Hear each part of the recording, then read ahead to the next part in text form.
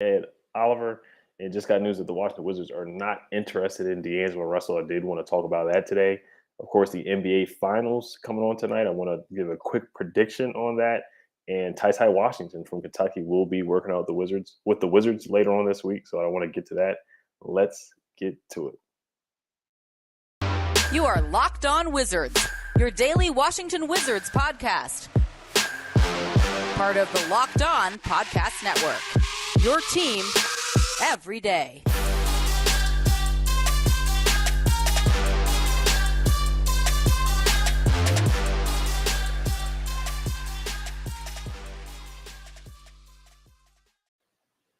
Just want to thank you guys for making Locked On Wizards your first listen every day. We are free and available wherever you get podcasts. So, funny thing is that Abel Ambrosio, who is a listener and a subscriber on YouTube, asked me, should the Wizards trade for D'Angelo Russell? And I was like, you know what, let me make an episode about it. And then I saw today that the Wizards are reportedly not interested in trading for D'Angelo Russell. So I'm going to pull up the article here and the tweet talking about this here really quickly.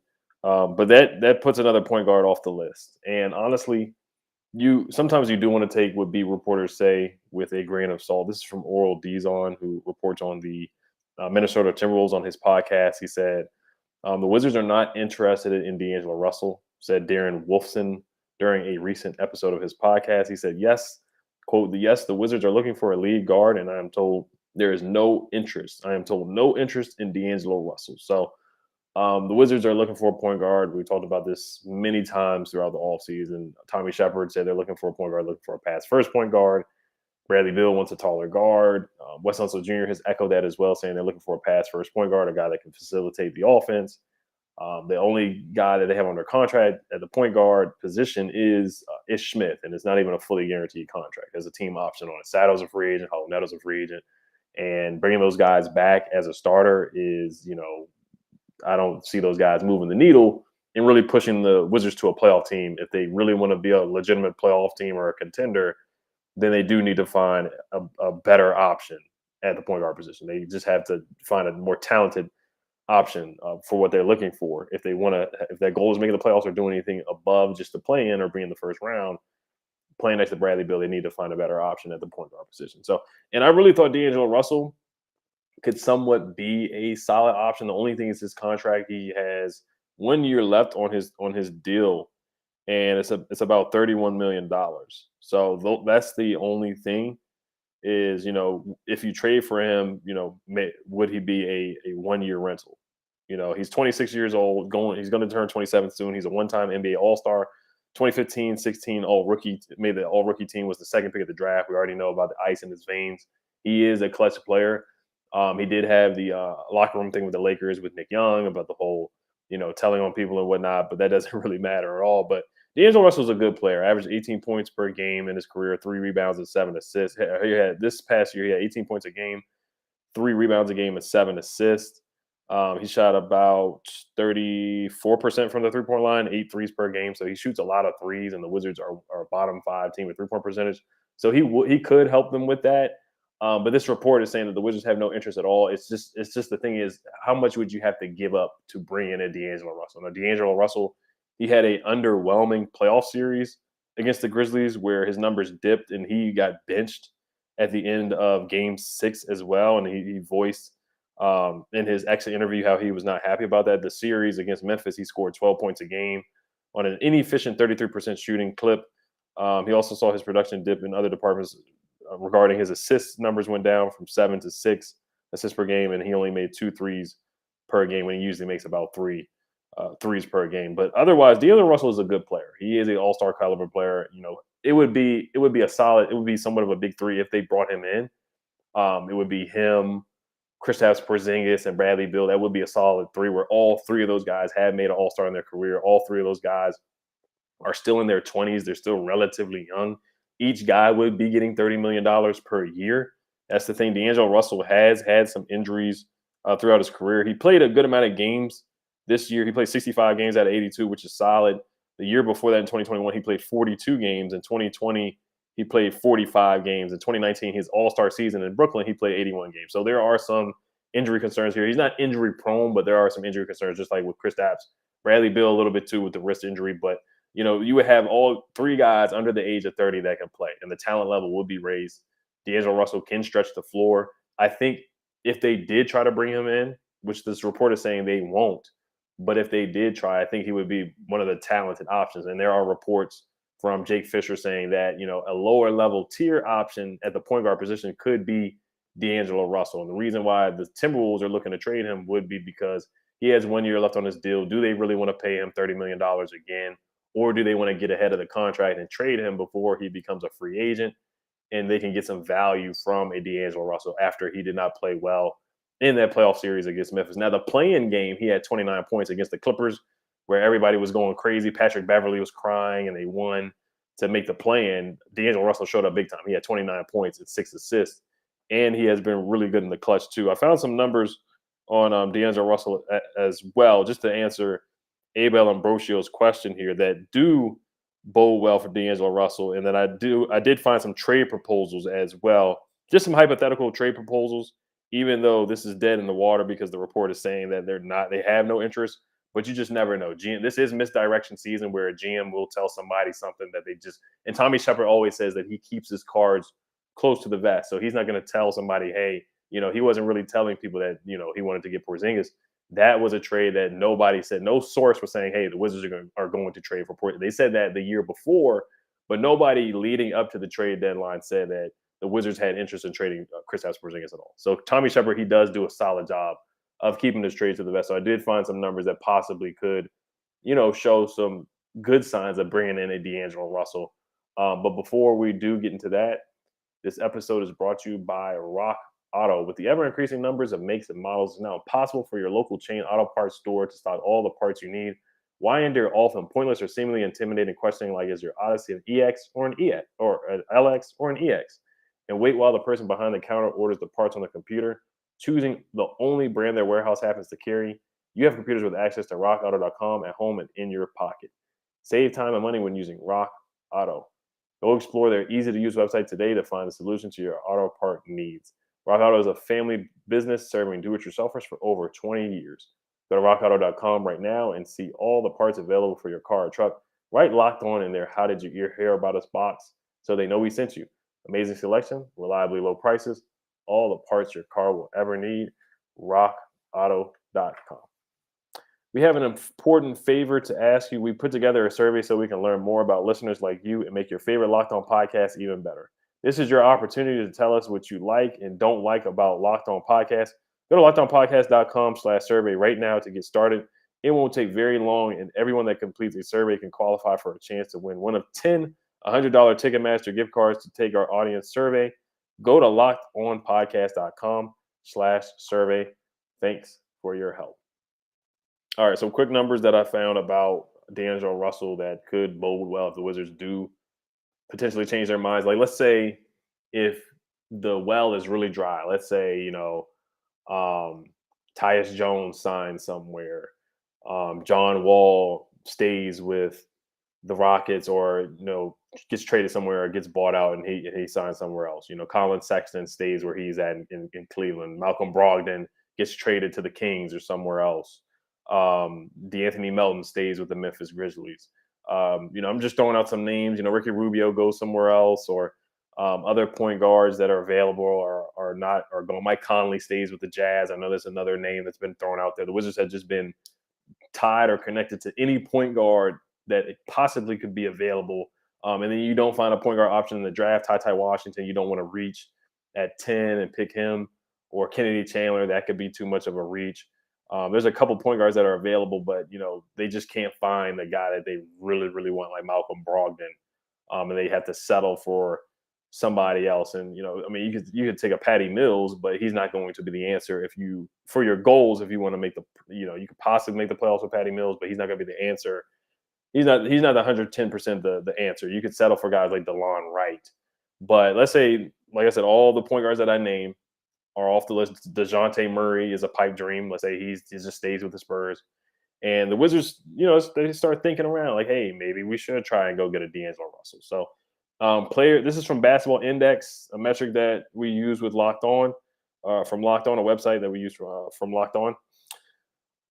It says players listed as a top playmaker and clutch scorer in the NBA by Basketball Index was Kevin Durant, Chris Paul, Nikola Jokic, and D'Angelo Russell. So that would help the team out. And D'Angelo Russell is 6'4", so he would check off the box of being a taller guard. He's a guy that can facilitate an offense. Really good in the pick and roll, pick and pop with Karl Anthony Towns, and I think he would be solid in the pick and roll and pick and pop with Kristaps Porzingis as well. And I think he's not a ball dominant guy. He can play off ball, unlike what Spencer Dinwiddie was last year, where he's more of a ball dominant guy. Bradley Beal has been his usage rate has definitely gone up ever since John Wall left and the injuries that happened to him in 2019 and 2020. So I think he would fit next to Bradley Beal. It's just the contract that's the only concern. But D'Angelo Russell can definitely shoot the three and move without the basketball. So that's one thing. And he would help out in the clutch too. When Bradley Beal has had his problems in the clutch, fumbling over his feet, tripping over his feet, losing the ball, turnovers in the clutch, you could give the ball to a guy like a D'Angelo Russell and, get out of his way and let him work in the clutch. D'Angelo Russell also this year, he was in the first percentile in rim defensive field goal percentage. He's not the best defender in the world, but this is also from Basketball Index as well. Some of his grades from Basketball Index. His perimeter shooting talent was an A. His mid-range pull-up talent was an A-. His floater talent was an A-. And his finishing talent was an A. His playmaking talent was an A+ as well. So it shows that he is a three-level scorer. It really is good off the mid-range, coming off that screen. Step backs. He has a bevy of moves. He is a really, really good ball handler. And 7 assists per game, which was a close to a career high for him, is really solid. And the Wizards are looking for a pass-first point guard. And also, Basketball Index, they have a gold playmaking whiz skill badge for this season. The players that were included that got that badge was Chris Paul, D'Angelo Russell, Darius Garland, Draymond Green, Giannis Ish Smith, the Wizard, was on that list as well. James Harden, Josh Giddey, Drew Holiday, Kevin Durant, LaMelo Ball, Nikola Jokic, and Ricky Rubio. So that's high praise for D'Angelo Russell for this year, getting that gold playmaking whiz skill, that badge, and it shows the players that he was included with as well. So that is a good showing for D'Angelo Russell as well. Now defensively, he does leave some to be desired. In 2021-22, this is from Timberwolves Clips on Twitter. He said the Wolves had 3 players who ranked in the 25th percentile or lower in defensive estimated plus minus. D'Angelo Russell was one of those guys with a minus 1.3. So on-ball defense is a improvement area for D'Angelo Russell. His on-ball defense, he was ranked in the 31st percentile, but his rim contest, he was in the 72nd percentile, and steals, he was in the 73rd percentile. So on-ball defense is not great, but when he's roaming around, getting steals, weak side blocks, getting a sneaky block here and there, that's when D'Angelo Russell is playing really, really well. But he's a really good isolation scorer. He can handle the ball. He does have and one mixtape type moves and handles. I remember at Ohio State when he did that step back and made somebody fall. I know that's in college, but he still is capable of doing that. Now, he did have an underwhelming season with the Timberwolves this year, like I said earlier, where he was benched in that Game 6. But I still think D'Angelo Russell is just a talented player that would get somewhat of a big 3. It would be a solid 3 for the Washington Wizards. Now, let's look at some of the trade proposals here that I found. This one was NBA Analysis, this one was from NBA Analysis Network, and it said the Timberwolves will receive Kyle Kuzma and KCP, and the Wizards will get D'Angelo Russell and Jaden McDaniels. Now, KCP and Kyle Kuzma, they both are making $13.5 million next year, so you would trade that would equal to about 26. D'Angelo Russell's making $31 million. The Wizards do have a trade exception, and they would get Jaden McDaniels, who is a solid young player, a good defender, and a lob threat. He did improve his shooting. I thought Jaden McDaniels showed some flashes during the playoffs as well. So in my opinion, that wouldn't be the worst trade in the world. I don't want to trade Kyle Kuzma. I am a huge supporter of Kyle Kuzma. I thought Kyle Kuzma was the best player on the roster last year. Was super, super clutch, rebounding the ball well. He had a 22 rebound game, a 25-point and 22 rebound game, which hasn't been done since Chris Webber on the Bullets. And also Kyle Kuzma had a triple-double. So it showed that not only was Kyle Kuzma able to score the ball, but he was able to pass and do other things and rebound. So he was a great facilitator, a great rebounder, and a great scorer at times for the Wizards. And he was a great teammate, and he was a great leader. So I really don't want to trade Kyle Kuzma, but if you're going to better the team, then it's something that I would consider and take a look at for sure. Another trade proposal, hypothetical mock trade, is the Pistons will receive Thomas Bryant, who's not under contract from the Wizards, but they could do a sign-and trade.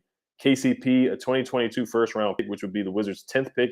The Timberwolves will receive Jeremy Grant, and the Wizards would get D'Angelo Russell, 2022 first round, and a 2022 first-round pick from Minnesota, which would be pick 19.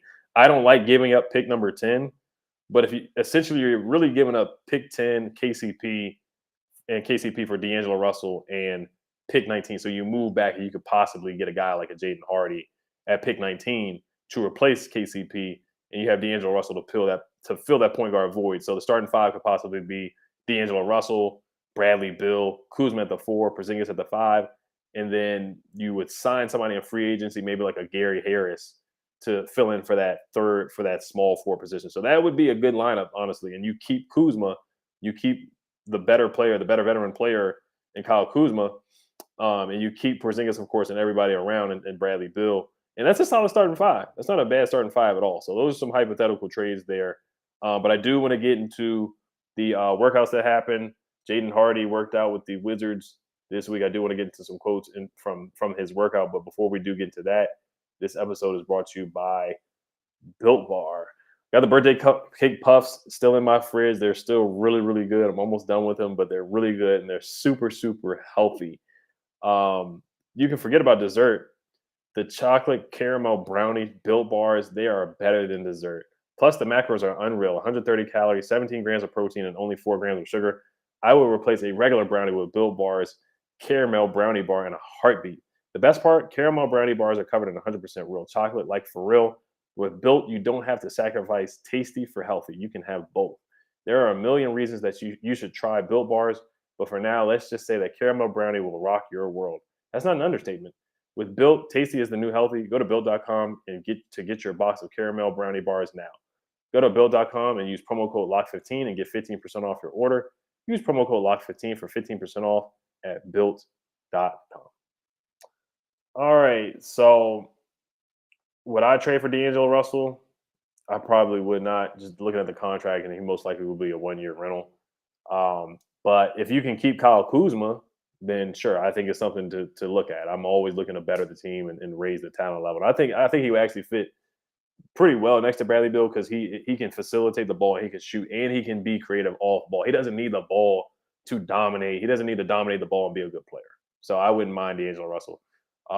There's only the concerns is that he didn't have a good year last year. Defensively, he leaves a lot to be desired. So that's the cons with D'Angelo Russell. So, but that trade where we didn't have to give up Kyle Kuzma, I wouldn't mind that at all. Another hypothetical one here is this is a 3-team trade with the Hawks included. The Hawks get Thomas Bryant, KCP, a 2023 first-round pick from Minnesota, and a 2027 first-round lottery pick from Washington. The Timberwolves get John Collins from the Hawks, and the Wizards will receive D'Angelo Russell. So basically, we're giving up Thomas Bryant, KCP, and a 2027 first-round pick. Once again, we don't give up Kyle Kuzma. So if we can keep Kuzma, I think it's something to take a look at and consider, to be honest with you. I really do. All right, so I want to look up this quote here from Jaden Hardy talking about Kyle Kuzma, how he got to see Kyle Kuzma was in the building. This is from Chase Hughes as well. He reported this. This is quote, "He already knew who I was. We're both from Michigan, so we've got that Michigan connection. I was in there chopping it up with him." And quote, he said, "He just told me to keep going. That's all he told me. Keep going, boy. I've been seeing you." So that is pretty cool to hear that from Kyle Kuzma. Jaden Hardy's from Michigan as well. I like Jaden Hardy a lot. I think he's an elite scorer. He has an elite skill where he can create separation off the dribble. Once again, he's a 3-level scorer as well. Didn't shoot the 3 well. Didn't shoot well from the field with the G League, but the G League is a developmental process. They asked him to facilitate and dominate the ball and be somewhat of a facilitator, but he's more of a scorer. He also went on to say, quote, "That's one of the people I was compared to in high school," talking about Bradley Beal. Bradley Beal, I watched a lot of film on Brad. Being able to come here and be where he's playing at right now, I feel like that's exciting, just knowing that he's here. So his comparison is Bradley Beal and Buddy Hield. He shot 88% from the free throw line, so I correlate free throw shooting with three-point shooting, so the form is good. He's a guy that can get guys off balance, and he can be a microwave scorer. I have an affinity for guys who are microwave scorers who have that elite skill of just creating offense and that just have that super confidence of, taking a shot and just getting hot from anywhere. And I think the Wizards could definitely use that coming off the bench or even starting other than Bradley Beal, next to Bradley Beal. So this is also from Chase Hughes saying that TyTy Washington will be working out this week with the Washington Wizards. So that is intriguing there. The Wizards, the past years, they haven't really drafted guys that they worked out. Rui Hachimura did not work out for the Wizards. Denny did not get a chance to work out with the Wizards due to COVID protocols. But last year, they did work out Corey Kispert towards the end of the year. So, but typically recently they haven't worked out a lot of their guys that they have drafted. So it is intriguing there. But this was a quote from David Aldridge saying TyTy from talking about it. He said an executive said this about TyTy Washington. He's an interesting one because in the last few years, guards at Kentucky have been much better pros than they were in college. If he has a great draft workout, he could get into that Dyson Daniels or Benedict Mathurin tier. So would he be a reach at pick 10? The Wizards do need a point guard desperately, but there are some flaws with TyTy Washington. He's not able to really get to the rim as much as you would like him to, and he's not as athletic as you would like him to be. But you look at a guy like Tyrese Maxey, who has that body type and similar athleticism, and Tyrese Maxey is a baller. He's playing really well. And you look at Kentucky guards; they do play better than what they have been in college. You look at Tyler Hero, you look at Devin Booker, you look at Shai Gilgeous-Alexander, you look at John Wall. So many guards, to name a few, that have come in. John Wall had a great college career as well, but so many guys have just developed. They just hit the ground running when they come into the pros. And I think Tyrese Maxey, he was good in college, but he's had a better pro career. Tyler Hero has had a better pro career. Jamal Murray has had a great pro career already at Kentucky. So just that Kentucky pedigree. But I did find some numbers on TyTy Washington as well. TyTy Washington, he does have one of the best floaters. He had one of the best floaters in college basketball. He finished the season 22 for 47 on floaters, 57%, which ranked him in the 94th percentile. So he is really good at finishing around the rim. He doesn't get to the basket a lot, but a lot of his shots are mid-range shots. He's a shorter guy. He shoots a lot of mid-range pull-ups and a lot of floaters. That's how he finishes around the rim and gets his spots. He was 27 for 46 on jumpers, which is 58%, inside 17 feet, which ranked him in the 97th percentile. This is from Global Scouting. And he was also 43 for 111, which was 38% on pull-ups, which ranks him in the 63rd percentile. So defensively, there's some question marks there, and just athletically there. And can he get to the rim? The St. Peter's game was definitely disappointing when they got upset in that first round. But he did have an ankle injury where before the ankle injury, he had 28 points against Tennessee. And there was a game where he had 17 assists. He was on the SEC all-freshman team, and he was on the all-SEC team as well as a freshman. 17 assists in a game, and he led the SEC in assist-to-turnover ratio. So I do like TyTy most of the consensus, but I get the red flags and the concerns. But that Kentucky pedigree really does speak volumes. So I wouldn't be 100% upset if the Wizards did pick TyTy Washington at pick 10, over guys like Johnny. I like Johnny Davis a lot, but those are the guys that you would be passing on. Johnny Davis, Malachi Branham, Tari East, and guys like that. Dyson Daniels, if he's there, it's a tough decision. Dyson Daniels has his flaws too. He did not have a good season shooting from the free throw line, and didn't have a good season shooting from the 3-point line either. Where TyTy Washington is a good 3-point shooter and was good from the free throw line. So also before I wrap up, I do want to give my game 3 prediction before tonight.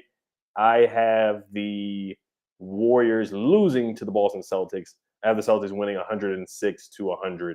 And then I have the Warriors winning the series 4-2. So this is the last loss I have for the Golden State Warriors. And you guys can let me know what you think in the comment section on YouTube. We'll be doing a mailbag episode pretty soon. So if you guys have any questions, this will be probably be the last mailbag episode coming up next week before the NBA draft on June 23rd. So I want to thank you guys for making Locked On Wizards your first listen every day. We are free and available wherever you get podcasts. And I just want to make sure you guys listen to Locked On NBA from the first jump ball of the play-in tournament to the last possession of the NBA Finals. Locked On experts take you deep inside for the playoffs with insight and analysis affecting all 30 teams. Hail to the Wizards.